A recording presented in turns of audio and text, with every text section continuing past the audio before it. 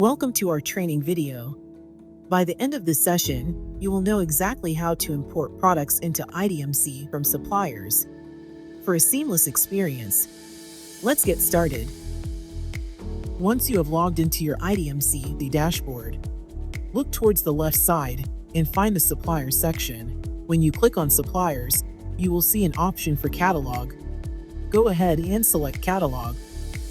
After you select Catalog, a new window will appear. Look towards the top right side and find the three-dot menu. Click on it and select the View Products button. Here, you'll find options for how you want to import.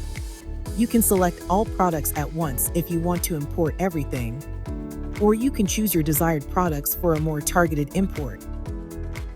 Once you've made your selection, click on the Import Products button. Now select the Proceed button. This will start the importing process of your products from your suppliers into IDMC, and you'll see a message confirming that your products have been successfully imported. Take a moment to view your products to confirm that everything has been imported successfully. If you see your products listed, congratulations! You've successfully imported products into IDMC from your suppliers.